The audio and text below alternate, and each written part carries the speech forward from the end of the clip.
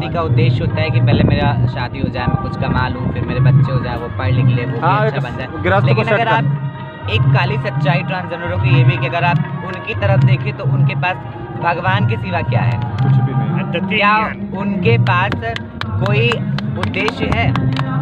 अगर आप देखें तो हमारा जीवन एक अंधेरी रात की तरह है। जब तक हम अपने भक्तों के बीच, अपने जजमान के बीच, अपने दाता के बीच रहते हैं, तब तक तो हम लोग मुस्कुराते हैं। लेकिन जब हम लोग भी सोचते हैं तो हम लोग को भी बहुत बुरा लगता है, रोना आता है, लेकिन फिर भी हम यही।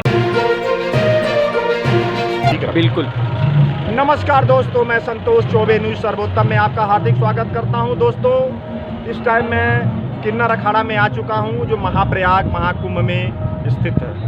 दोस्तों, यहां पर काफ़ी पब्लिक आई हुई है। महाराज जी लोग बैठे हुए हैं, आशीर्वाद दे रहे हैं, क्योंकि महाराज जी लोगों का जो दिल होता है बड़ा दयालु होता है।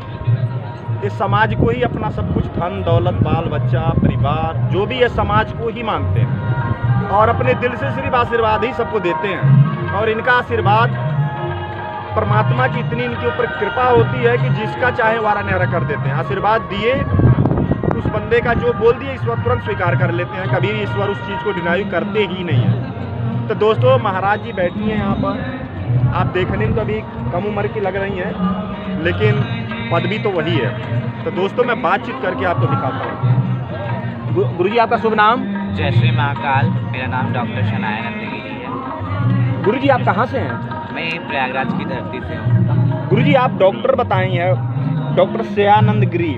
तो डॉक्टर शनाया नंदगिरी। तो डॉक्टर आप कैसे लिखी? क्या आपके पास एक डिग्री है या? हाँ, मेरे पास मेडिकल की BMS की डिग्री है, जो कि मैं कर चुकी हूँ, और 2 साल मैं प्रैक्टिस भी कर चुकी हूँ मेडिकल क्षेत्र में। क्या गुरुजी, ये बताएं कि आप मेडिकल से BMS कर चुकी हैं, तो आप फिर जॉब नहीं किए आपने, आप इस लाइन में कैसे आ गई? सबसे बड़ा महत्वपूर्ण चीज़ तो मेरा जो जेंडर है, लैंगिकता है, वो मैं पहले तो मैं ट्रांसजेंडर हूँ, और सबके मानसिक दिमाग में मानसिकता पहले यही आती है कि अच्छा, इसमें भी गुरुजी फीमेल और मेल 2 होते हैं? नहीं, ऐसा कुछ नहीं है। अच्छा, नहीं, इसमें सिर्फ ट्रांसजेंडर होते हैं, जो वो होते हैं पैदाइशी होते हैं। अच्छा गुरुजी, ये बताइए, जब पढ़ाई आपने किया तो आपको किस क्या कोई समस्या नहीं आती थी? कि आपने लोगों को उस समय लोग जानते नहीं थे कि आप किन्नर हैं? जैसे बहुत सारी बातें लोग करते हैं, इसके बारे में आपको जानते हैं? नहीं, जानते थे, ऐसी बात नहीं है, लेकिन कहते नहीं है, मैं खुद को छुपाती थी, लेकिन फिर भी लोग जान तो जाते हैं। कब तक सच कब तक छुपेगा? तो जब बच्चा जब पैदा होता है, जब कहते माँ बाप सोचते हैं कि बच्चा हुआ है, खुशियाँ आई हैं, ये हुआ है, वगैरह हुआ है, लेकिन जब अंदर की आत्मा हमारी अर्धनारीश्वर, हम तो अंदर से कुछ और हैं, बाहर से कुछ और। भगवान ने तो हमको ऊपर से कुछ बना के भेजा है। ऐसा नहीं है कि हम किसी के कहीं से निकले। मैं भी 9 महीना पेट में माँ के भी थी, काल कोठरी से नहीं निकली। बिल्कुल। कोई याद है, कोई ना, ये आप जो बोले अभी ना कि कौन असली कौन नकली, ये सब जो बोल रहे थे आप ना? नहीं, मैं नकली असली की बात नहीं। मेल और फीमेल ये सब जो कह रहे, ऐसा कुछ नहीं होता है। अच्छा, सब मेरे आप एक होते हैं, ऐसा कुछ।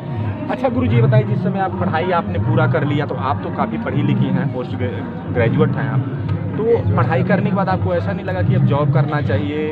तो फिर इस लाइन में कैसे, इस बाना में क्यों आ गए?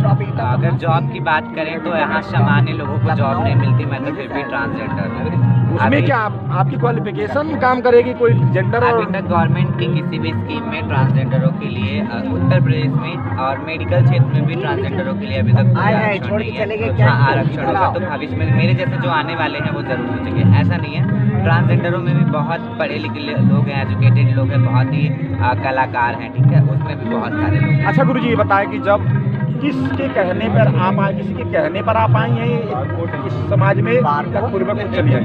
नहीं, देखिए, जो जिस समाज का होता है वो वहाँ पहुँच ही जाता है। किसी के कहने से, किसी के दबाव में, किसी के जबरदस्ती में कोई नहीं रहता। और फिर ये तो एक ऐसा समाज है जो बहुत पहले से ही लोगों ने इसको दरकिनार किया है, बहुत पहले से इसको मतलब उपहासित समाज है ये, ठीक है, तो इसमें ज़्यादा कोई रह नहीं सकता। तो जो मुझे ऊपर वाले ने बना के भेजा है, उसी के हिसाब से मैं, उसी की प्रकृति के हिसाब से मैं रह। अच्छा, ये बताइए, स्कूल में भी आप बता देती थी कि मैं किन्नर हूँ? नहीं, मैंने अभी अब कॉलेज में तो मुझे इतनी समझ नहीं थी, लेकिन मुझे ये जरूर पता था कि हाँ, जब भी मैं अपनी गुरु माँ से बोलती थी कि बच्चे मुझे ऐसे बोलते हैं, बच्चे वैसे बोलते हैं, तो मेरी गुरु माँ का एक ही जवाब होता था, बेटा जो सब लोग हैं उनमें तुम स्पेशल हो।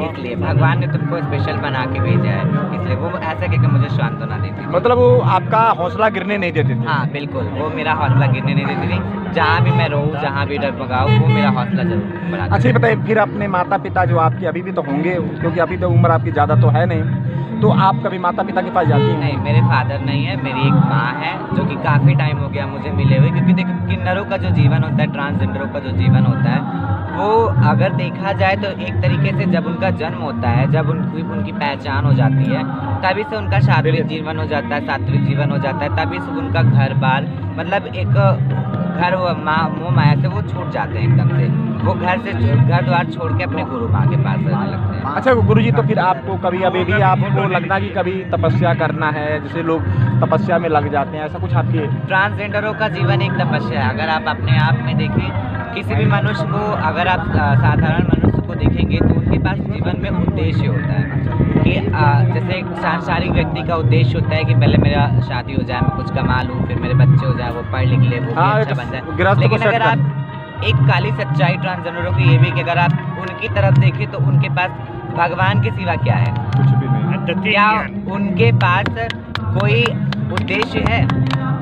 अगर आप देखें तो हमारा जीवन एक अंधेरी रात की तरह है। जब तक हम अपने भक्तों के बीच, अपने जजमान के बीच, अपने दाता के बीच रहते हैं, तब तक तो हम लोग मुस्कुराते हैं। लेकिन जब हम लोग भी सोचते हैं तो हम लोग को भी बहुत बुरा लगता है, रोना आता है। लेकिन फिर भी हम यही मानते हैं कि ऊपर वाले ने शायद हमने कुछ ऐसा कर्म किया होगा। क्योंकि कहा जाता है ना, जो इस जन्म में किन्नर बनता है वो पिछले जन्म में कोई महात्मा या साधु होता है जिसने स्त्री का बहिष्कार किया हो। तो दोस्तों देखिए, महाराज जी ने अपना दर्द बयां किया है, जो कि बड़े दुख की बात है। और हमारे समाज की हैं, पढ़ी लिखी बेटी भी हैं, और ये लोग समाज का कभी बुरा नहीं करते, समाज का अच्छा ही करते हैं। दोस्तों बहुत दुख हुआ आपकी बातों को सुनकर, आपका जो दर्द छलक गया कैमरा के सामने, रिपोर्टर के सामने, पब्लिक के सामने, तो आपका दर्द ही बयां कर रहा है कि आपके दिल में क्या कुछ चल रहा है। और ये मैं समाज से भी ये निवेदन करता हूँ अपने चैनल के माध्यम से कि जो किन्नर समाज के लोग हैं वो हमारे अपने समाज के लोग हैं, उनका सम्मान करें और उनको जो यथोचित उनका हक है उनको दिया जाना चाहिए। चाहे संतोष चौबे को नहीं। आज इजाज़त दीजिए। थैंक यू, नमस्कार, धन्यवाद। महाभारत